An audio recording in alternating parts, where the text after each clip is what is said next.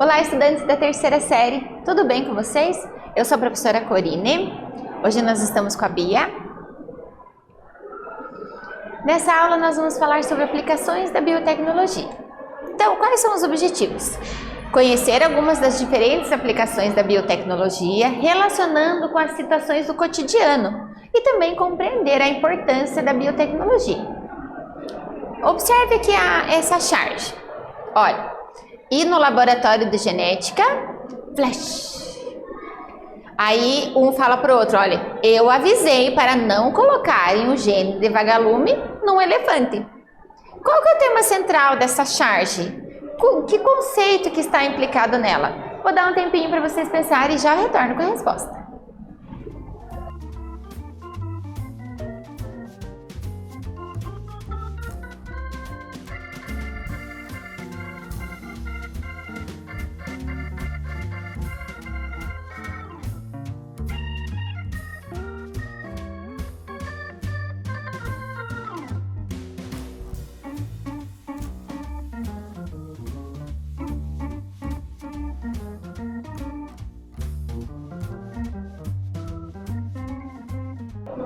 E aí, gente, o que será que aconteceu lá para ter dado essa luz toda? Eles pegaram o gene do vagalume. Você sabe o que o vagalume faz? O vagalume ele vai iluminando, né? Ele tem um gene que produz bioluminescência. O que esse cientista fez? Colocou esse gene, pegou o gene do vagalume e colocou lá no elefante. Imagina o elefante com essa luz, né? Então deu esse brilho todo. Então qual é esse conceito? Qual que é o tema dessa charge? Ela aborda a biotecnologia. Nela, os cientistas no laboratório de genética produzem um elefante com genes responsáveis pela bioluminescência do vagalume. Eles criaram um organismo geneticamente modificado.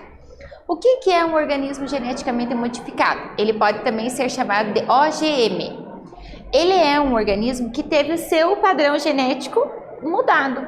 Ou ele pode ter recebido um gene ou retirado um gene. Então, ele foi modificado, né? Então, eles pegaram lá, né? E o elefante, cada vez que passava o tempo, ele ficava brilhando, né? Então, olha, o que é biotecnologia? É qualquer tecnologia que utiliza sistemas biológicos. Posso usar com plantas, com bactérias, né? Com animais, né? Então, qualquer sistema biológico, organismos vivos e seus derivados, e eles vão fabricar ou modificar produtos ou processos para utilização específica. Então, olha, vocês já viram esse símbolo aqui, ó, esse T no triângulo? Significa que é um produto transgênico. Então, transgênico, o que era transgênico mesmo? Recebeu um gene, uma transferência de um gene. Então, ele ganhou um gene que não estava no seu padrão genético, um gene de alguém. Um gene de interesse, por exemplo, uma planta mais nutritiva. Tem uma planta aqui que ela é mais nutritiva, eu retiro esse gene que faz isso e coloco numa outra planta, então ela é transgênico. A partir também de células-tronco, o que são células-tronco? São aquelas células indiferenciadas, que podem originar qualquer outra célula. E também o clone. Quando a gente pensa em clone, a gente pensa, eu estou clonando um indivíduo exatamente igual, vou criar um outro indivíduo. Mas não necessariamente, eu posso só clonar um gene, por exemplo, ou só uma célula. Então, o que é o clone? Clonagem é um processo natural. Quando a nossa célula se divide, ela produz duas células iguais, lá no processo da divisão na mitose. Então, isso é um clone. Então, é um processo natural. Os gêmeos idênticos, né, eles são clones um do outro, então acontece naturalmente, né? Mas também acontece artificialmente. Eu posso clonar um indivíduo inteiro, como foi o caso lá em 1996 da ovelha Dolly, que ela foi clonada, ou então clonar só pedaços de DNA. Então é uma cópia fiel de um outro ser, né? Na natureza, muitos seres vivos fazem reprodução assexuada. O que é reprodução assexuada? Pode ser por divisão, né? Uma célula origina duas exatamente iguais. Então, é assexuada. Você provavelmente já clonou, ou sua mãe, ou sua avó, é certeza que clonaram. Como que a gente pode clonar? Eu vi uma muda de uma planta na casa de um vizinho. O que eu faço? Eu retiro um galinho, pego uma muda e planto lá na minha casa. Eu vou ter um outro indivíduo exatamente igual aquele, então é um clone também, né? Então eu tenho um outro organismo igual ao primeiro. Ela pode ser, né, os gêmeos univitelínicos, reprodução assexuada, a propagação via estaquia. O que é essa estaquia? É isso, é você retirar uma muda, né? Eu retirei uma muda, retirei uma estaca. Eu coloco, a maioria das plantas, elas conseguem criar raiz, caule e folha a partir de um único galho. Então, o que acontece? Eu coloco lá ela num solo ideal, cuido, né, com nutrientes, e aí desenvolve-se raiz, o caule, folha, flores, né, desenvolve aquela planta. Então, são clones. Como que é feita a clonagem? Olha, por exemplo, hoje em dia existem técnicas de clonar animais. Posso clonar animais por vários motivos. Posso clonar um animal que seja tenha muita carne, por exemplo, né? Se é um animal que vai para o abate, é interessante que ele tenha bastante carne. Posso clonar uma vaca, por exemplo, que produz uma grande quantidade de leite. Então, seria interessante eu ter aumento a produção. Então, posso fazer esse clone. Posso fazer clone, por exemplo, de animais que estão em risco de extinção. Eu pego um animal que está em risco de extinção, faço um clone, vários clones, por exemplo, e aí solto na natureza, e aí aumenta a chance deles não entrarem em extinção, né? Então, como que acontece? Olha, eu tenho uma porca Z e uma porca W. Para eu clonar um outro animal, eu preciso de uma célula lá que é o óvulo. Por quê? Porque é ele que vai, naturalmente, né, um óvulo que vai se desenvolver e gerar um novo organismo. Então, eu preciso de um óvulo. Então, eu tenho a porca Z. Eu pego o óvulo dessa porca e eu retiro o núcleo dela. Retiro todo o material genético. Deixo só o óvulo. E eu quero clonar a porca W. Porque ela tem mais carne, mais resistente, né? Então, eu quero ela. Então, ela é do meu interesse. Eu pego o núcleo pego o núcleo de uma célula, nesse caso da glândula mamária, retiro o núcleo. Então, eu tenho o óvulo da porca Z e eu tenho o núcleo da porca W. Eu pego esse núcleo, eu insiro ali, né, no óvulo da porca Z, e eu posso usar uma outra porca, uma porca Y, que vai ser a mãe de aluguel, porque eu fiz os óvulos, né? E aí eu coloco dentro da barriga dela. Quando nascer os filhotinhos, elas vão ser idênticas à porca W, porque eu retirei o material genético dela.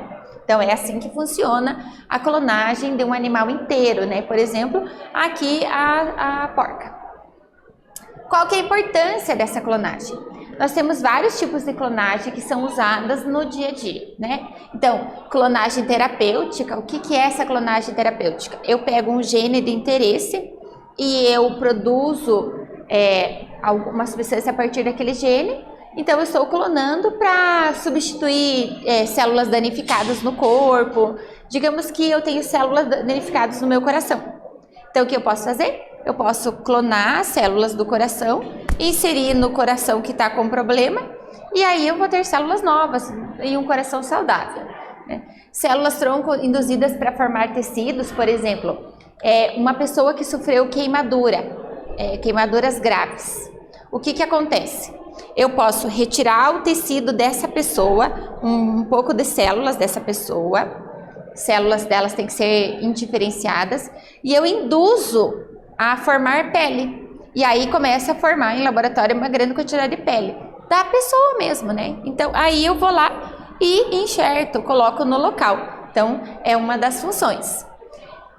Qual que é a vantagem? Não tem necessidade de transplante nem de rejeição. Então, a ideia é que no futuro eu esteja com problema cardíaco. Em vez de eu ficar na fila lá do transplante esperando um coração, eu posso pegar uma célula minha, induzir a formar um coração e retirar o coração doente e colocar um coração novo. É o mesmo gene que eu, mesmas células minhas, então não vou ter risco de rejeição, não preciso fazer aqueles cuidados, né? Porque são células da própria pessoa. Hoje em dia ainda não se é possível, mas no futuro próximo, né, já está se encaminhando, né, para imprimir órgãos, né? Seria interessante.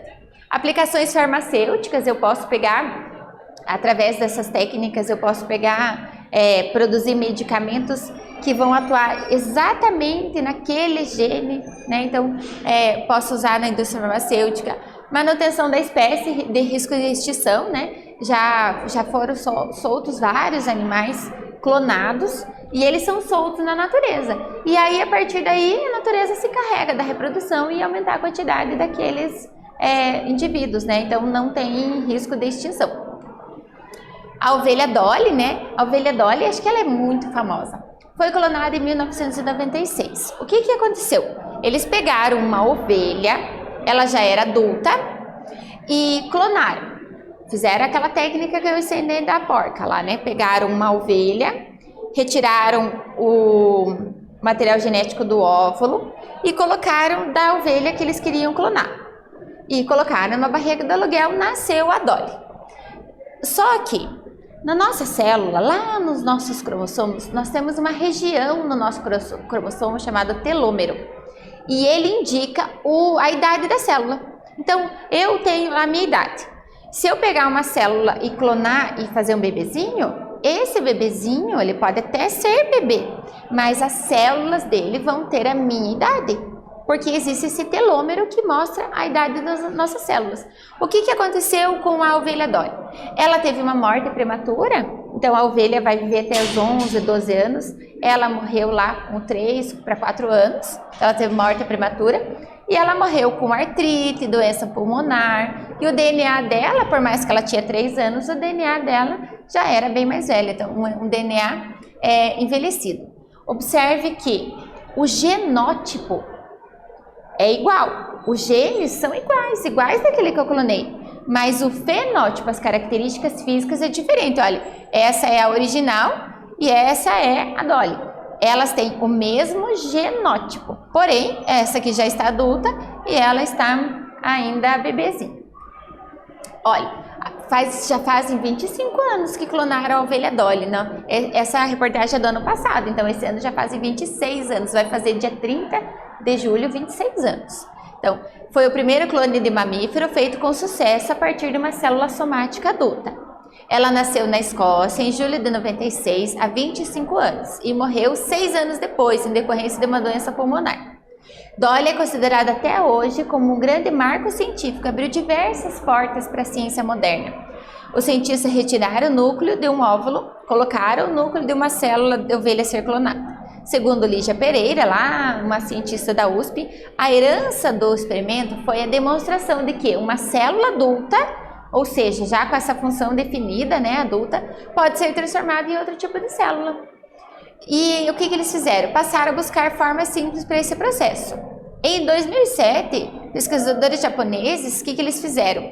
Eles descobriram que é possível induzir 4 genes específicos em uma célula para que possa reprogramar. E eu vou ter as células tronco pluripotentes induzidas. O que é isso?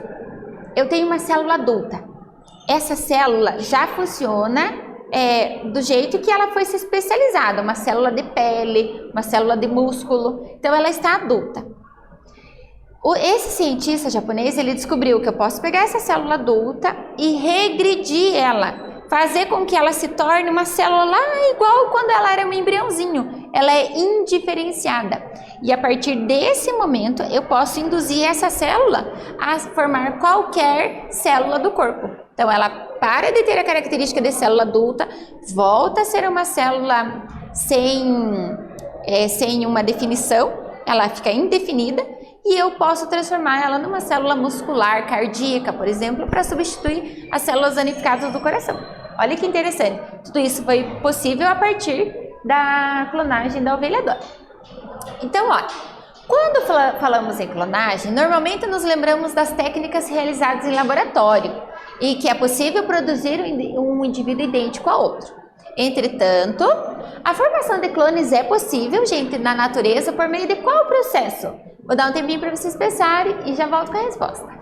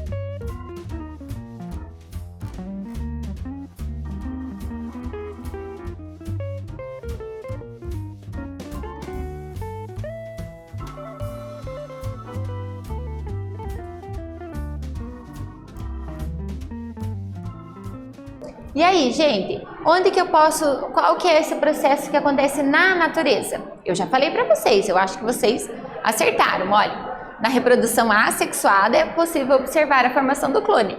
Em bactérias, por exemplo, pode ocorrer a divisão binária, em que o indivíduo se divide em dois. Nesse caso, eles são idênticos, né, à célula-mãe. A bactéria, elas conseguem fazer isso, geralmente elas levam 20 minutos. Então, uma bactéria se divide em duas, as duas são geneticamente iguais, então elas são um clone, tá? Olha, vamos falar sobre células-tronco. Então, o que são células-tronco? São células indiferenciadas, ou seja, elas são capazes de formar qualquer estrutura. Então, é uma célula-tronco, ela pode ser de duas formas. Ela pode ser lá no início das primeiras divisões celulares, elas podem formar qualquer estrutura, desde os anexos embrionários, né, placenta, cordão umbilical, como também os indivíduos. Mas eu também posso pegar lá quando ela já começou a se diferenciar. E essa célula, ela pode formar qualquer célula, ela é chamada de pluripotente. Então, é uma célula indiferenciada.